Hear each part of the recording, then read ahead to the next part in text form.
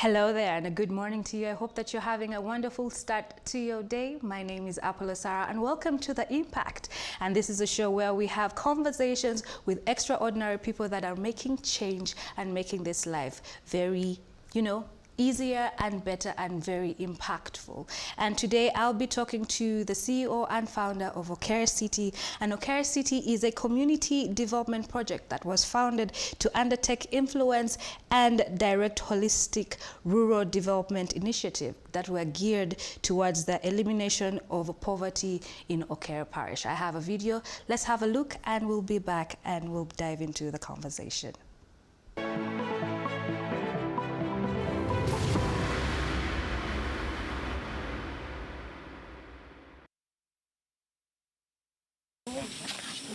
What is your name?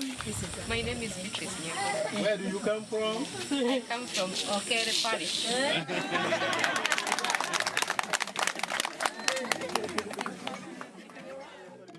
The village of Okere Momkok was in ruins after more than a decade of war in northern Uganda. Now, just outside Ojok Okelo's house, pupils at the Early Childhood Center are noisily starting with their break time, and the market is clattering into life, as is the local craft brewery, as what has become Okere City begins a new day.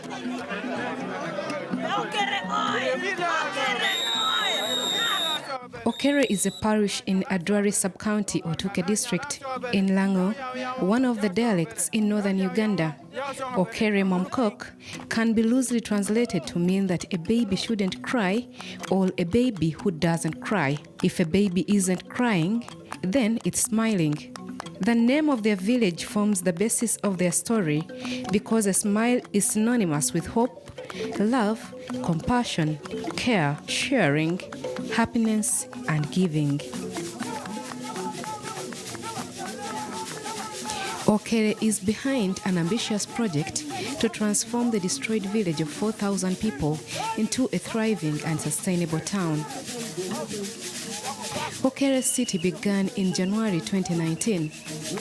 Its 200 hectares feature a land, a health clinic, a village bank, and a community hall that also serves as a cinema, a church, and a nightclub.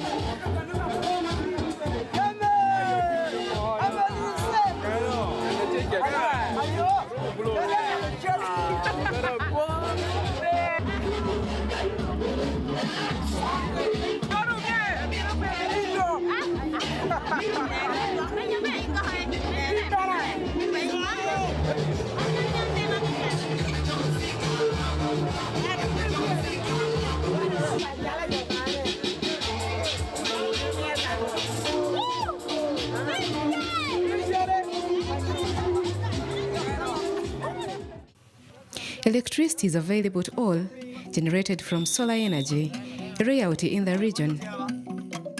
And far from the many outbreaks of cholera, which were rampant years ago, there is now clean water from a borehole. Pupils at the school pay half their fees in cash and the rest in maize, beans, sugar, and firewood.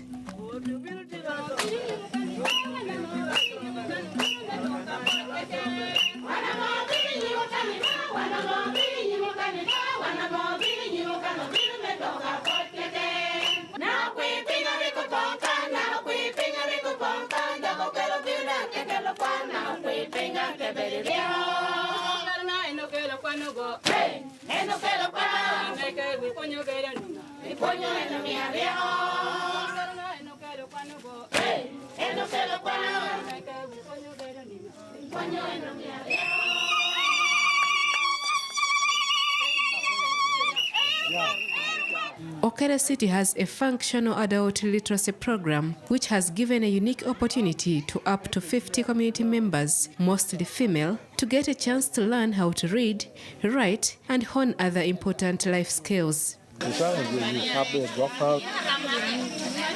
because of poverty, sickness, human rights, and some activity at home, like the farming.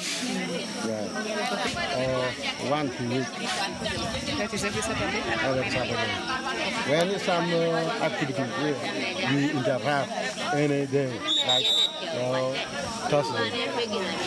So why are you having only women? Where are the men? The men say that they're really old, they don't have time to come and study. Do you have any males who have come to study? Yes, we are men. How many? We have about two. Yes. So with this setting, what are some of the opportunities that the people of Okere have benefited? The benefit is to eradicate the poverty and the ignorance in this area. Learning is a lifelong process. It never ends. And it doesn't matter at what time you start learning something. And they are so committed. I mean, just about a month ago, they couldn't write their names, just the basics. But right now they can write their names, they can do basic calculations, math, and all these things. Later they will tell us, what they have been able to achieve just within a very short span of running this program. So if you don't know, Otuke District is the most illiterate district in Uganda. In fact, according to Uganda Bureau of Statistics, up to 72% of the adult population in Otuke District did not go beyond primary school. 72%. This is horrendous data. And if you cascade it down to even the gender dimensions of it, up to about 92% of the women in Otuke District did not go beyond primary education. And so that is why for us this program is particularly very, very important.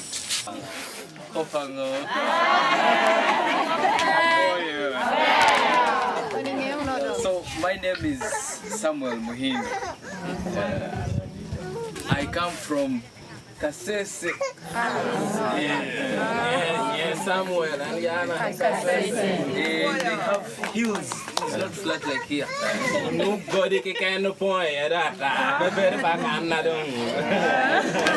So I am very happy to be here, and I'm very happy to see Mama studying. It is very good, and education is the best thing that you can choose. It comes at any age, and I was impressed by the teacher when he said, when the best way of showing us is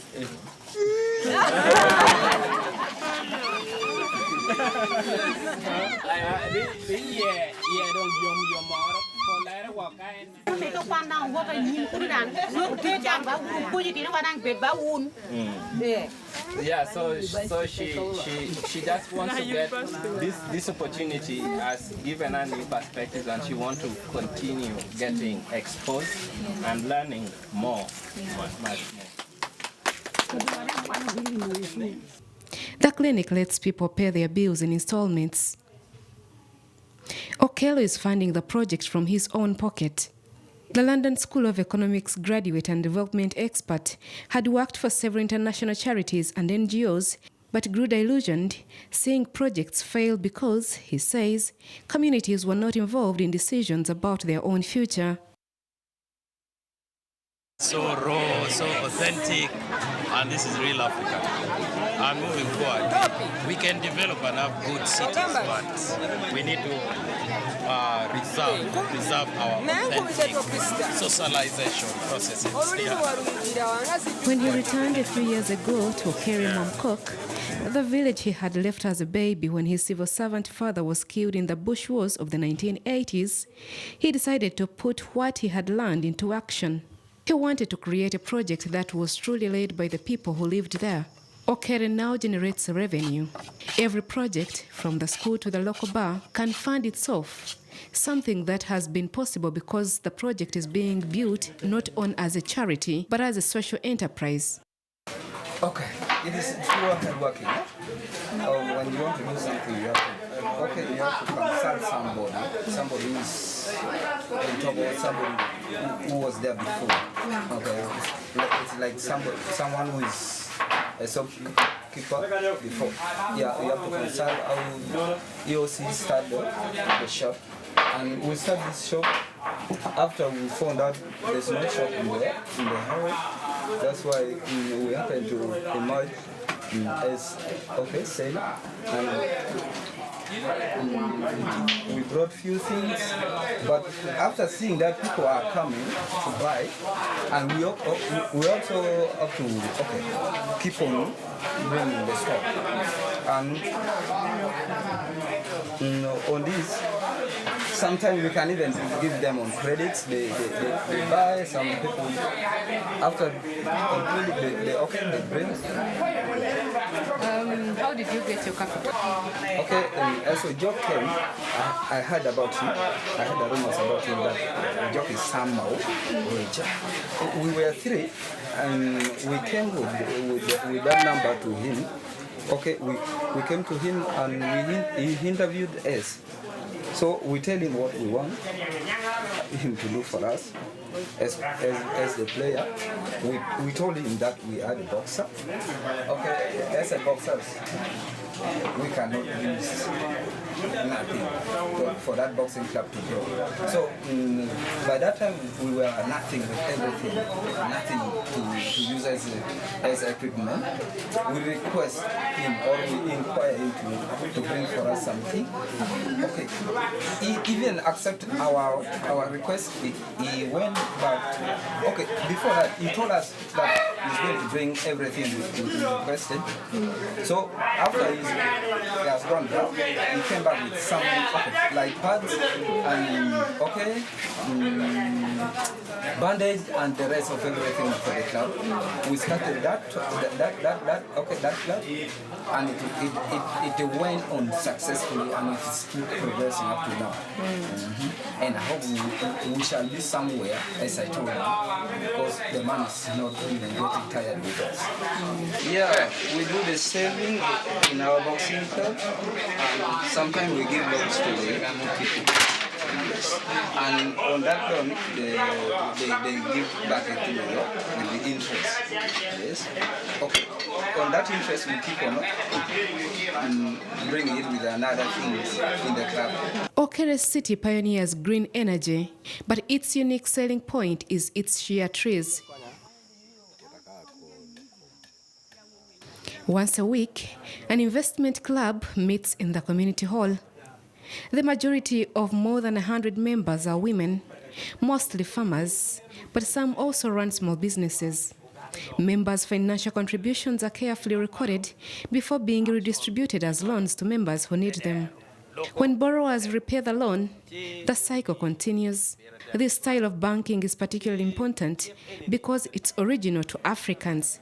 But rural to urban development projects only work if they are created by and include the communities they are working to serve. Together with the community members, they are convicted to make their work to be a bedrock upon which their dreams, hope, and a prosperous future of the village is built. A couple of trees, eucalyptus, remember sustainability. And get yourself a haircut. And remember, we use solar. Definitely self-maintained. And who knows, while you are getting your haircut, catching up with your boys, you buy yourself some chicken and take home to the wife. I love the vibe. I love the rawness. I love the reminding of community and how important it is for us to not isolate ourselves. Come by. Very simple setup, very convenient, easily movable. What else would you want?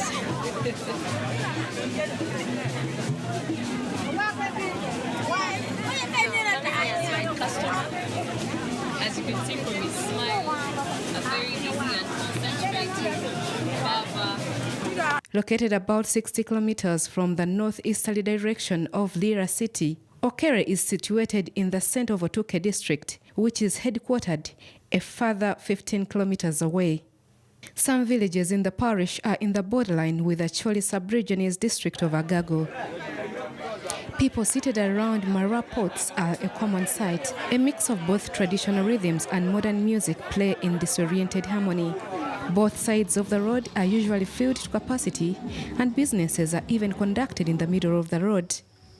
There is a common saying in Okere that only the most unlucky, all sinful people die on Sundays.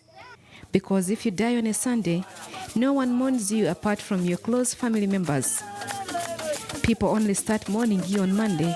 Maybe it's just a saying, but what is true is that no burial ceremony has ever conducted in the history of the village on Sunday.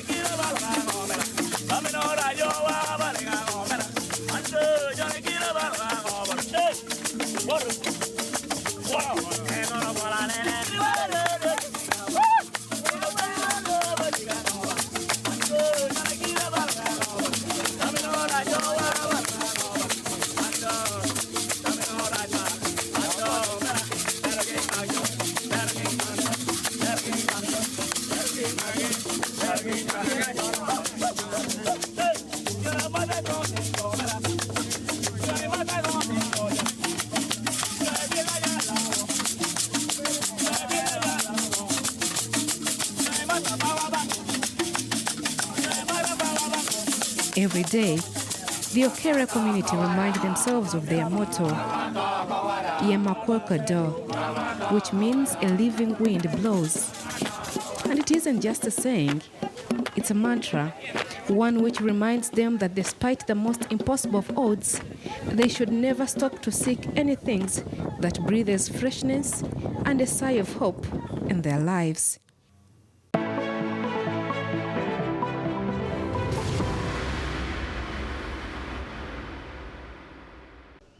And there you have it, just beautiful faces and people happy and smiling. An area that was once ravaged by the war now has a lot of hope and a lot of light. And I am joined today to have conversations into Okere City with the CEO and founder, that is Mr. Otuke Okela. Good morning, sir. Thank you. And thank you for joining me on the show. Thank you. Yes, I'm also joined by a climate change expert, and that is Ms. Susan Nandudu. And she is the Executive Director at Africa Center for Trade and Development. Good morning, and thank you for joining me on the show. Good morning, Sarah. Thank you for having me.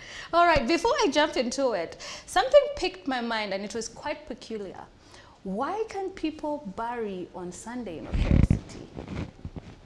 I think traditionally people always reserved Sundays as a day for happiness. Yes. And that must never be taken away from them. Yes. And so whatever happened, you know, life must not stop. Exactly. We can continue and start crying and mourning. We'll postpone on it. Yes. We'll postpone it on Monday, business as usual. And I think that is quite important. I mean, it's you spent, you know, Monday to Sunday busy in the garden, and you need to take a rest. You need to go hang out. You need to go to the market, meet your friends, and nothing must come in the way of that. Because peace, rest, and rejuvenation is absolutely important. Yeah, and I would love that. I would wish for everybody to actually carry that mantra and notion with them, regardless of where they're from, whether Okere City or wherever else from around the world or the country that you are from. And what you are doing is absolutely beautiful. And what you're doing is building the first sustainable rural city in Africa. But before we get into Okere City, I want us to go back to the start. You lost your father in the 1980s Bush War. What impact did it have on you growing up? Yeah, so I was just about 6 months old, and I mean, I don't remember him, and for my mother, he didn't really keep pictures of him either. I think most of them either got lost during all these instabilities. Yes. So I just tried to imagine, you know, what kind of person it looks like. But of course, growing up, people tell you about him, and you just try to imagine the kind of life he lived. But that was really so difficult for my mom, who, I mean, we lived in Kampala. He was a public servant, and because of all these things that happened, he had to go back, you know, to Lira, basically. So when we went to Lira, we lived in a place called Kamswahili. Then it was really one of those mushrooming urban slums. Yes. Then so that's where I spent most of my childhood. Grew up, went to school, you know, at VH Public School, which is also one of the really good public schools in Lira. But so for my mom being a housewife with 3 children, to take being a housewife, single mother with 3 children, to take care of, she had to do all sorts of businesses, from selling charcoal to selling small produce. And she kept on that business, and actually right now she runs a very successful produce business in the center of Lira city now. Okay. Yes. So now let's talk about the journey to Okere City. Yes. How did that idea, how did this beautiful idea of creating a community come into your mind? I mean, as I mentioned, so I grew up from Lira, and ultimately my mom also then remarried, and I hadn't been to Okere. Yes. I only went to Okere about 5 years ago. I mean, when you grow up as a man and you want to know yourself, you want to know your roots, you want to know your identity. And so these questions really pushed me back, and that was just 2018. Yes. But then I had already worked, you know, for about 8 years then. Okay. I had a good education from Makerere and from the LSE. I had quite a good network of people. I also had some money. But when I went back home, for me it was just to really know my people, know my roots, and see what would happen, you know? And so when I settled, of course, I started trying to, you know, make myself comfortable, maybe build a house for myself. And this is really what I wanted. But when I started doing that, I mean, I started asking myself fundamental questions then. Why should I be comfortable when the rest of the people in the community are not comfortable? I mean, these are people still suffering from and reeling from the legacies of various forms of conflict, the LRA, destabilizations, the Karimojong cattle rustling, and all these things. But then really these questions, really finding the answers to these questions were quickened when, you know, during the process of, you know, building huts in the village just for me to stay in, little children started coming to play around in the compound. Yes. And I just got curious. I talked to them. I'm like, why aren't you going to school? This is school time. Yes. And they just told me that there wasn't school in the community, especially for the early childhood education. And then I tried to talk to their parents, and they re-echoed the same story, you know. And they also reiterated the fact that it was very important that there was a school in the village. And so this little house that I was constructing as my house basically was turned into a classroom almost instantaneously. You did say that the children were not going to school. You spoke to their parents, and they did echo what the children were saying. Did they give you reasons as to why the children were not going to school? In the video when we were watching Okere City, you did mention that Okere is one of the most illiterate communities in Uganda. So how many schools are in Okere? So particularly I was concerned with early childhood education. Yes. Right, like, because the nursery education is the foundation of learning. A child is only able to progress further in education and even understand and love learning once they have a firm grounding. And true to that, there wasn't actually any early child development or nursery school in the entire sub-county. Yes. Yeah. But there are, of course, public primary schools. UPE, yes. UPE, what we call UPE primary schools, surrounding, I think the nearest to the village is about 3 kilometers away. But most of the children who were, in this case, the ones I'm referring to, yes. are, like between 3 to 7 years. Yes. Because in the village, usually children would start going to school P1 when they're 7 years old.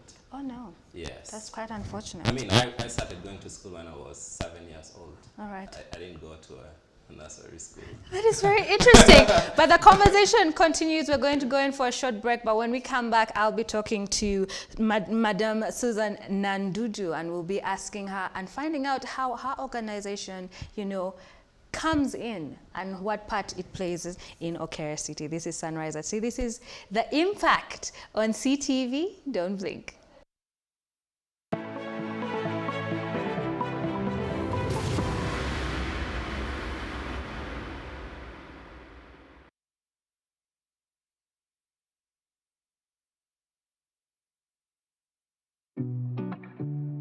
CTV is now on StarTimes. You can now catch all your favorite programs, our daily comprehensive news bulletins, and so much more on StarTimes channel number 248. Stay tuned for a world of endless possibilities. CTV. Don't blink.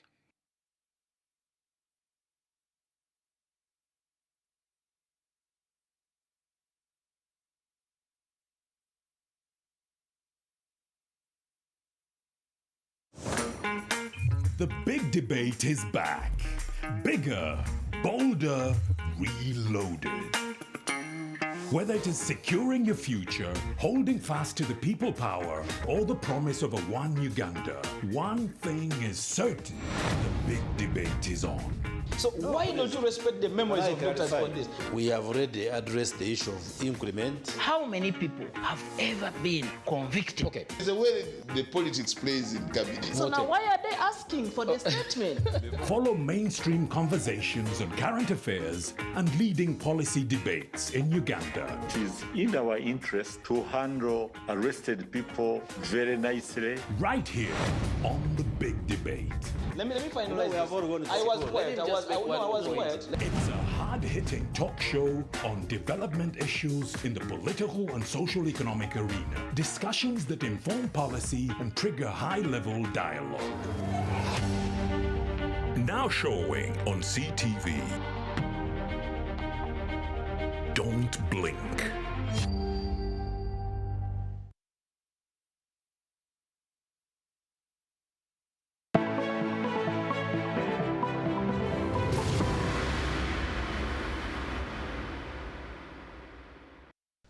Welcome back. You're watching The Impact right here at CTV. My name is Apollo Sarah, and today we are discussing Okere City. In studio with me is Miss Susan Nandudu. I got that right now. Right. Yes, I did. And of course, CEO and founder of Okere City, that is Mr. Ojoke Okello. So Miss Susan Nandudu, I would like to ask first, you're the ED of Africa Center for Trade and Development. What is the mandate and what is it that your organization does? Let's start from the beginning. Thank you. So, African Center for Trade and Development, ACTADE, is an NGO, and it contributes to the development processes of the country. And one of the things that we care so deeply about is sustainable development. All right. And climate change in particular. We've been concerned for a long time that climate change is here. It's not well understood, but it's impacting us significantly as a country, as a people, as communities. Yes. And when you see the communities in Okere, then you get to appreciate the realities, because sometimes urban-based communities do not fully appreciate the realities on the ground. So I've been with Ojoke in the development discourse for some years. And very interestingly, we've hosted conversations around climate change. What is it? Yes. What causes it? What can people do about it to make life simpler, easier in a changing climate. And let me just take a minute to explain a bit around it.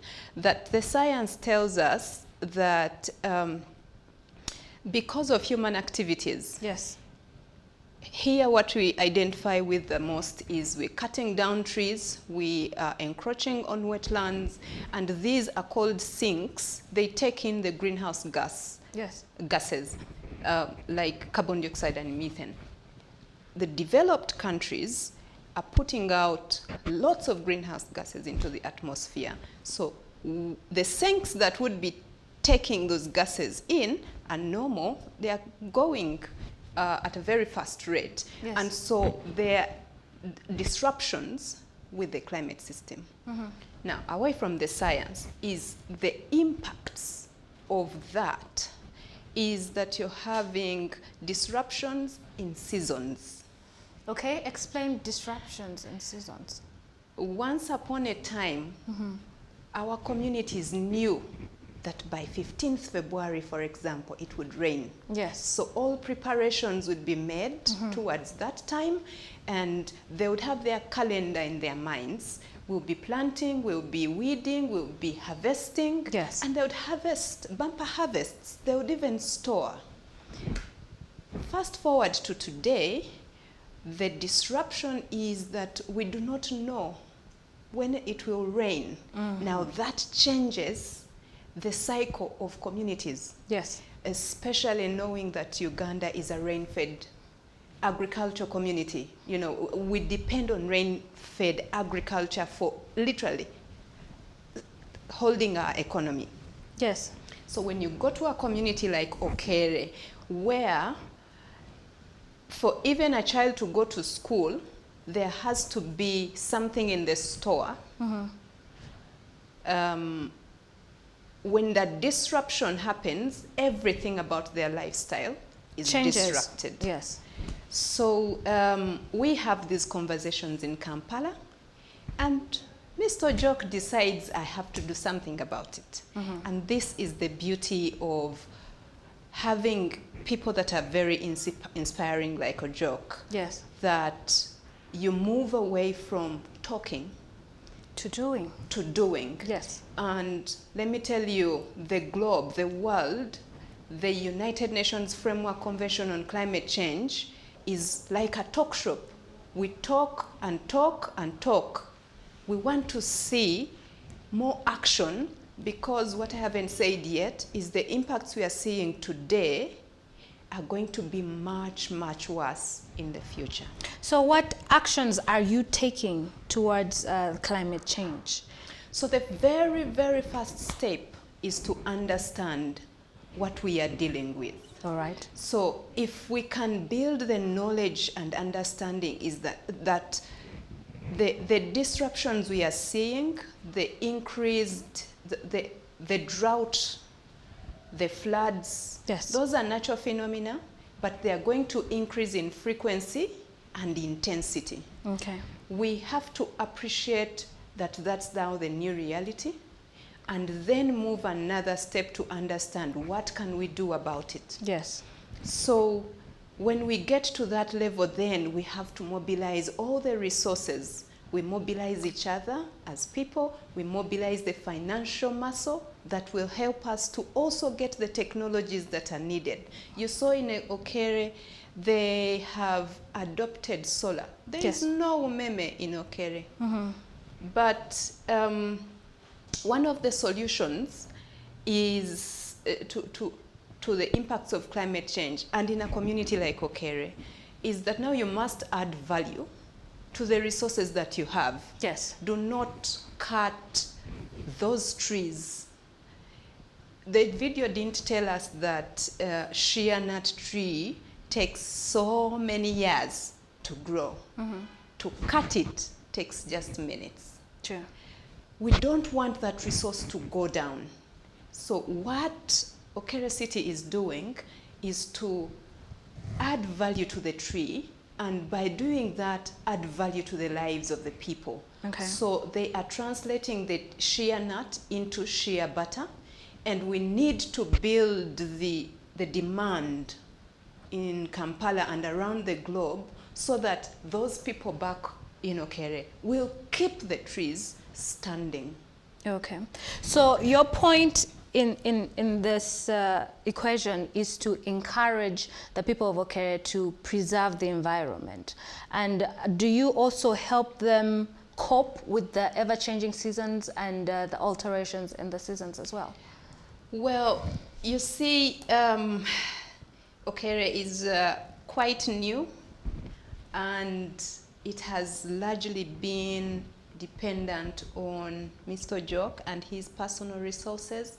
I think what he is doing is inviting us and the rest of the world to support these communities. Now, one of the things I am excited about is that we want to go to the community and appreciate their lifestyle before then prescribing the things that we do, because we normally pick from the science, right, which is, well, we depend on the IPCC, the Intergovernmental Panel on Climate Change, for the science, which tells us the causes, the impacts, and the solutions. Yes. But sometimes those solutions do not really work. Match with the community and their lifestyle. So can we, like his approach is, interact with the people and together come up with solutions that are designed and bred by the community that will work? Because I already learned from him that irrigation will not work, for example. Where is the water source? And how reliable is that source? So what can we do with the indigenous knowledge and the science to merge to help these communities to survive and thrive during the changing climate? All right. Yes. Maybe if I could add, I mean, because of these complex global challenges that we face, it basically means that the particular problems and challenges that the people in Okere are facing are not peculiar to them. You know, all villages in Uganda and most places in the continent actually suffer from similar challenges that the people in this village are facing. And because of this realization, at the global level, the United Nations came up with what we now call the Sustainable Development Goals. Yes. You know, and one of these goals, in fact, the last one, you know, emphasizes the significance of partnerships and collaborations. Yes. And that is why we are then working with organizations like the African Center for Trade and Development, the Konrad Adenauer Stiftung, for instance, to make sure that we showcase, you know, the example of what is happening in Okere. Yes. To make sure that we rally a community of like-minded people, of like-minded individual organizations, you know, across the world, you know, to shine a light, one, but also to learn from some of these practical solutions that we are offering to the multiple and complex problems of development that bedevilles the continent. All right, so I would like to ask you this question, and I want to take it out of your mission statement for Okere City. And it says, to work with rural households in Okere Parish as partners to access and create economic and social opportunities that will stimulate catalytic, holistic, and sustainable rural development. So how are you ensuring sustainable rural development? I would like to know the progress from when you initially started and launched Okere City back in 2019 and to now. And for my other question, follow-up question will be, how were you able to manage during the pandemic? Because unfortunately, when you had just started, then we went into a whole 2 years of everything just going on pause because of the pandemic. So for my first question, how are you ensuring sustainable rural development in Okere City? Yeah, so, I mean, we have seen from history of development practice that many projects have been implemented in Uganda, in Africa, and in Northern Uganda particularly. We had NUSAF, you know, we had this PRDP, all these grandiose, you know, and big programs. But so most of the times you go back and you really can't trace. You find that a poor community that was served 10 years ago still live in worse conditions, Yes. similar or even worse conditions. And so that is why then for me as a development expert become so keen in understanding why do these programs fail. Yes. And one of the reasons they actually fail, there are two very major reasons why they fail. One is that usually most of these projects are up, you know, up, down, or up, bottom, whatever you call it, but they're Yes. designed from Kampala, you know. Oh, yes. You know, and then just basically picked and taken to some village to be implemented. And in the process, the voices and agencies of the local people are Are not neglected. being addressed. And then once the people do not have the power to define the kind of livelihoods, to define the kind of future that they want, then that is not going to work. You know, and that is why for us to make sure that our interventions actually work, we are working from a participatory bottom-up approach, Yes. where people are not only consulted, where people are not only involved in every nitty-gritty of the interventions that we are having, but also their voices, you know, Are and being perspectives heard, and, yes. and insights are being not only heard, but actually implemented. And you Yes. know what? Even working with them to make sure that they are at the center stage of the implementation. That is why if you come to Okere, you know, everybody running everything is Okere, is a community member. There is basically no alien beings or so-called people from the From outside. outside. In fact, I am like the outsider in most cases. Yes. Which is okay, because I want them to be at the center stage of defining their destiny and shaping the kind of future they want, so that when I die, I mean, they continue. Exactly. Right? But then the second one is then also very critical to the question of sustainability. Yes. Is the question of, do we then do charity projects? Do we then, you know, give handouts? And we resist that. We resist that because we know that this does not work. It It's not doesn't work if sustainable. you know, Exactly. if you give me a chicken, I will eat it or sell it. Then next time you have to come and give me the same chicken and that kind of stuff. We resist this, and that is why in Okere we run serious businesses, right? Businesses that employ people, businesses that provide critical services and goods to the people. We call them social businesses because at the end of the day, they are not just created to, you know, mint millions of profits. Yes. You know, we just want to get a little money that can self-sustain the business. That is why you come to Okere and you'll be surprised to buy a bottle of beer, for instance, Yes. quite cheaper than the amount of money you would normally pay when Here in you Kampala. bought it from Kampala. I love the approach that you're taking, and it's not the giving you a fish, but teaching you how to fish. Yeah. Absolutely something like beautiful. So for my second question was about the pandemic. Yeah. Was there any significant impact of the pandemic in the city of Okere? Yes. I mean, at first, we started, you know, we were like in the 8th month of running our school, and the school had to shut down. Oh, Lord. And, you know, everything had to come to a standstill. And we were so confused. We didn't know what to do because of the lockdown. But then, I mean, as the visionary, I then became so angry that, you know, we were not able to be helpful to the community at the time when the community needed us most. And really for us, we now started to think about what could be the silver linings in this situation, in this dark cloud. Yes. And that is, you know, one of the things that really happened to our greatest advantage during the lockdown was, you know, when we just noticed that we have these natural resources, we have the shea trees. And lockdown is not affecting the growth of the shea tree.